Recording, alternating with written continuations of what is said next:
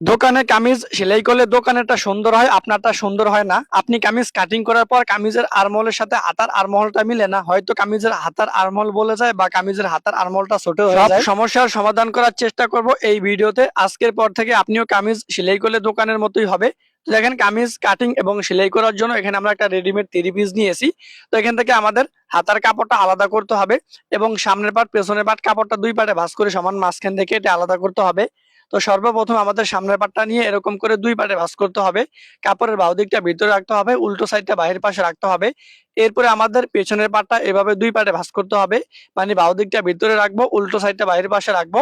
এবার সামনের পাটটার উপরে পেছনের পাটটা আমরা এইভাবে রাখবো। এইভাবে রেখে আমরা একদম নিচে দিয়ে কাপড়টা কেটে সমান করে দিব, কারণ এখানে বেকাতারা কাপড় থাকতে পারে। এবার নিচে দিয়ে একটা দাগ দিব। এবার এই দাগ থেকে আমাদের 43 ইঞ্চি লম্বা একটা দাগ দিব। এবার উপরে দাগ বরাবর কাপড়টা কাটিং করে দিব। শোল্ডারে 7.5 ইঞ্চি একটা দাগ দিব। উপর থেকে 7 ইঞ্চি নিচে একটা দাগ দিব। দাগটা আমরা এখান থেকে টেনে দিব। এবার উপর থেকে আমরা নিচের দিকে দাগটা এভাবে টেনে দিব। এবার উপর থেকে যেখান থেকে কামিজের সাইড ফাড়া হবে 20 ইঞ্চি নিচে একটা দাগ দিব। ফিতাটা ধরে দুই ভাঁজ করে সমান মাঝখানে একটা দাগ দিব। তো দেখেন আমরা 3টা দাগ দিয়েছি। এবার বডিতে আমাদের 10.5 ইঞ্চি একটা দাগ দিতে হবে। এবার পেটে আমাদের দাগ দিতে হবে 9 ইঞ্চি পরিমাণ। 9 ইঞ্চি দাগ দেওয়ার পর কোমরে আমাদের দাগ দিতে হবে 10.5 ইঞ্চি পরিমাণ। এবার শেপ কাট আমরা এখানে বসাই দিয়ে নিচের দিক থেকে উপরের দিকে আমরা এইভাবে টেনে দিব। এখান থেকে আমরা শেপ কাটটা সুন্দর করে বসাই দিয়েছি। আমি যেভাবে দাগ দিতেছি আপনারা দিবেন। নিচে আমাদের 24 ইঞ্চি ঘের, 24 ইঞ্চির অর্ধেক হচ্ছে 12 ইঞ্চিতে একটা দাগ দিতে হবে। এরপরে শেপ কাট বসাই দিয়ে এইভাবে দাগটা টেনে দিতে হবে। উপরে আরমোলের দাগ দিয়ে এই দাগ অনুযায়ী কাটিং করে দিব। এখানে কাটিং করার সময় অবশ্যই সাইডে দিয়ে সেলাই মার্জিনের জন্য কাপড় রাখবো। তো দেখেন আমরা যে ভিতরে দাগটা দিয়েছি, মূলত আমরা এই দাগের উপর দিয়ে কিন্তু সেলাই করব, কিন্তু সাইডে দিয়ে আমরা সেলাই মার্জিনের জন্য এক্সট্রা বাড়তি কাপড় রেখেছি। আপনারা এভাবে বাড়তি কাপড় রাখবেন। এবার কোমরে, পেটে এবং বডিতে 3টা টিকিন দিয়ে দিবেন। এবার এখান থেকে পেছনের পাটটা উঠে নিয়ে সামনের পাটটা কাটিং করতে হবে। তো দেখেন এখান থেকে আমরা ভ্যান গলার দিয়ে তৈরি করবো, এর জন্য আমরা সামনের গলাটা কাটিং করব। তো এর জন্য একটা কাপড় দুই পাটে ভাঁজ করে এটার উপরে রেখে কাপড়টা দুই পাটে ভাঁজ করার পর এখান থেকে পাশের দিকে 15.3 ইঞ্চি লম্বা 5.5 ইঞ্চি একটা দাগ দিব। এটার মধ্যে আমরা এইভাবে দাগ দিয়ে দিব। দাগ দেওয়ার পর এইভাবে আমরা ফান গলা দাগ দিব। দেখেন ফান গলা দাগ দিয়েছি। এবার এই দাগ বরাবর ভিতরের কাপড়টা আমরা এইভাবে কাটিং করে দিলাম। আপনারা এইভাবে কাটিং করে দিবেন। এরপরের গলার পট্টির কাপড়ের সাইডে দিয়ে আমাদের 1.5 ইঞ্চি পরিমাণ কাপড় বাড়তি রাখতে হবে। তো আমাদের কামিজের সামনের পাট, পেছনের পাট এবং গলার পট্টির কাপড় কাটিং করা হয়ে গেছে। এখন আমি আপনাদেরকে হাতা কাটিং করে দেখাবো। হাতার কাপড়টা প্রথমে দুই পাটে ভাঁজ করবেন, এরপরে কাপড়টা 4 পাটে ভাঁজ করবেন। এরপরে কাপড়টা 4 পাটে ভাঁজ করে দেওয়ার পর এখান থেকে 16 ইঞ্চি পরিমাণ হাতার লম্বা একটা দাগ দিবেন। তো উপরে দাগটা দিয়েছি, এবার এই দাগ থেকে 3 ইঞ্চি নিচে একটা দাগ দিব। এবার এই দাগ বরাবর আমরা কাটিং করে দিব, কারণ আমরা হাতার মাথা একটু ডিজাইন করে রাখবো, মানে হাতার মাথাটা এরকম লুজ রাখবো। তো দেখেন আমাদের এবার হাতার আর্মহোলের সাথে বডির আর্মহোলটা মিলাবো। এটা আমাদের একদম অ্যাকুরেট আছে, আপনারা কিন্তু এভাবে কাটিং করে নেবেন। তো এখান থেকে আমরা মেশিনে চলে আসলাম। আসার পর যে পট্টির কাপড়টা নিলাম, এই পট্টির কাপড়টা নেওয়ার পরে এই পট্টির কাপড়ের সাইডগুলো আমরা এইভাবে ভাঁজ করে একটা সেলাই করব। দেখেন আমরা পট্টির কাপড়টাকে এইভাবে ভাঁজ করে একটা সেলাই করলাম। এবার সামনের পাতার উপরে এই পট্টির কাপড়টা এইভাবে রাখবো। পট্টির কাপড়টা এইভাবে রেখে দেখেন আমরা সেলাই করে দিব। আর এখানে আমরা যখন সেলাইটা করব তখন অবশ্যই 1 ফিট ভিতর দিয়ে সেলাই করব। তো দেখেন এখান থেকে আমাদের সেলাই করে দেওয়া কমপ্লিট। এবার ভিতরের কাপড়টা আমরা এইভাবে কেটে দিলাম। এবার গলার পট্টির যে কাপড়, এই গলার পট্টির কাপড়ের উপরে আমরা সাফ সেলাই করে দিব। দেখেন গলার পট্টির কাপড়টার উপরে আমরা এখান থেকে সাফ সেলাই করে দিলাম। আপনারা এইভাবে সাফ সেলাই করবেন।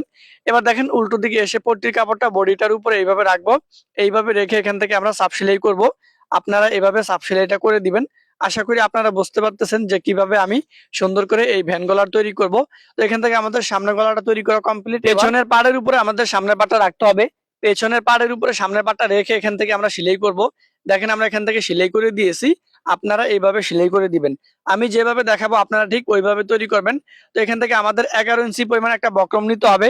তো 11 ইঞ্চি পরিমাণ বক্রমটা নিয়ে বক্রমটাকে দুই পাটে ভাঁজ করে সমান মাঝখান দিয়ে এইভাবে রাউন্ড করব। তো দেখেন এখান থেকে রাউন্ড করে একটা কাপড়ের উপর আমাদের এই বক্রমটা রাখবো, রেখে আমাদের এখান থেকে সেলাই করব। এবার এই কাপড়টা সহকারে বক্রম কাপড়টা আমরা দুই ভাঁজ করব। ভাঁজ করে একেবারে কানি দিয়ে একটা সেলাই করব। এভাবে কিন্তু আপনারা একেবারে কানি দিয়ে একটা সেলাই করবেন। সেলাইটা যাতে বক্রমের উপরে না পড়ে এটা খেয়াল করতে হবে। এরপরে বাড়তি যে কাপড় থাকবে সেই কাপড়গুলো এখান থেকে কাটিং করব। এবার এটাকে ভাও করব। ভাও করে নেওয়ার পর একেবারে কানি দিয়ে একটা সাপ সেলাই করব। দেখেন আমরা একেবারে কানি দিয়ে একটা সাপ সেলাই করেছি। আপনারা এইভাবে একেবারে কানি দিয়ে একটা সাপ সেলাই করবেন। এরপরে ব্যানের মাঝখান এবং পেছনের পাটের সমান মাঝখানে একটা টিকিন দিয়ে দেখেন আমরা উল্টো দিক থেকে এই ব্যানটাকে বসাইতেছি। এইভাবে বসাই দিয়া একেবারে কানি দিয়ে একটা সেলাই করব। আপনারা কিন্তু একেবারে কানি দিয়ে একটা সেলাই করবেন। আর এখানে দেখেন আমি ব্যান্ডটা কিভাবে জয়েন করতেছি। অনেকে বলছে যে ভাইয়া ভ্যান কলার কিভাবে লাগায় একটা ভিডিও বানিয়ে দেখেন। তো আপনাদের সবার কমেন্টে রিপ্লাই দেওয়ার জন্য দেখেন আমি এই ভ্যান কলারটা লাগাইতেছি এই কামিজের সাথে। এবার এই ভ্যানটাকে আমরা বাউ দিকে নিয়ে আসবো। বাউ দিকে নিয়ে আসার পরে একেবারে কানি দিয়ে দেখেন আমরা সাপ সেলাই করব। আর যখন সাপ সেলাই করব তখন এই যে কোনাগুলো আছে কোনাগুলো ভালো করে ভিতরে ঢুকিয়ে দিব। আপনারা কিন্তু এভাবে ভিতরে ঢুকিয়ে দিবেন। দেখেন এখান থেকে আমরা ঘুরিয়ে ঘুরিয়ে এরকম করে সেলাই করে দিব। তো দেখেন আমাদের ভ্যান কলার লাগানো একদম কমপ্লিট। এবার এখান থেকে আমাদের সামনের পাট পেছনের পাটের উপরে হাতার কাপড়টা এইভাবে রেখে আমরা সেলাই করে দিব। এখানে আমরা হাতার কাপড় এবং বডির কাপড়টা কিন্তু একদম অ্যাকুরেট আছে।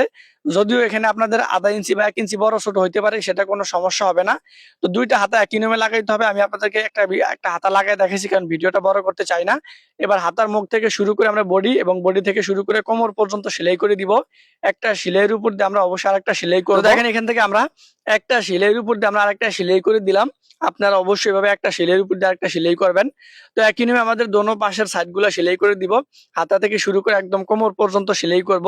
একটা সেলাইয়ের উপর দিয়ে আমরা আরেকটা সেলাই করব। এখন আমি আপনাদেরকে দেখাবো কামিজের সাইডগুলা কিভাবে সেলাই করবেন। দেখেন আমি কামিজের সাইডগুলা 1.5 ইঞ্চি পরিমাণ চওড়া করে সেলাই করব। অনেকে দেখেছি কামিজের সাইডগুলা সঠিক নিয়মে সেলাই করার পরও বেকার হয়। তো কেন বেকার হয়?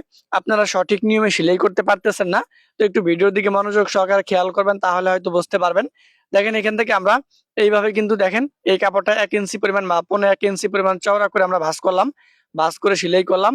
এরপরে আমরা একেবারে কানি দিয়ে আরেকটা সেলাই করে দিব। দেখেন আমরা একেবারে কানি দিয়ে সেলাইটা করে দিতেছি। এভাবে কিন্তু আপনারা একেবারে কানি দিয়ে সেলাই করবেন। এরপরে আপনারা যেটা করবেন, আমি দেখেন ক্যামেরাটা সামনে নিয়ে আসছি যাতে আপনারা ভালো করে বুঝেন বা স্পষ্টভাবে দেখেন। তো এখান থেকে আমাদের যেটা করতে হবে, এই যে দেখেন এই কামিজের সাইডগুলো আমরা যখন ভাঁজ করব তখন কিন্তু কাপড়টা এমন ভাবে ভাঁজ করতে হবে যাতে আমাদের সব দিকের কাপড়টা একদম সমান থাকে। এরপরে আমরা এখানে অনেক সময় দেখা যায় যে কামিজের সাইড ফেরাটা ছিঁড়ে যায়, তো এখানে ডাবল সেলাই করে দিবেন। আশা করি আপনারা এই ভিডিও দেখে বুঝতে পারবেন যে কামিজের সাইড ফেরাগুলা কিভাবে সেলাই করতে হয়। তো একেবারে কানি দিয়ে আমাদের আরেকটা সেলাই করতে হবে। দেখেন আমরা একেবারে কানি দিয়ে আরেকটা সেলাই করে দিলাম। আপনারা কিন্তু একেবারে কানি দিয়ে আরেকটা সেলাই করে দিবেন। আমি আপনাদেরকে এই ভিডিওতে প্রত্যেকটা জায়গায় দেখাইছি যে কিভাবে একটি কামিজের সামনের পার্ট এবং পেছনের পার্ট সেলাই করতে হয়। তো দেখেন কামিজের সামনে কিন্তু যদি আপনাদের এরকম ডিজাইন হয় তাহলে কিন্তু কাপড়টা কেটে দিলেই হবে, আর সেলাই করা লাগবে না। তো দেখেন আমি এখান থেকে রাউন্ড করে কাপড়টা কাটিং করে দিতেছি। আপনারা কিন্তু এভাবে রাউন্ড করে কাপড়টা কাটিং করে দিবেন। এরপর আমাদের পেছনের পার্টটা সেলাই করতে হবে।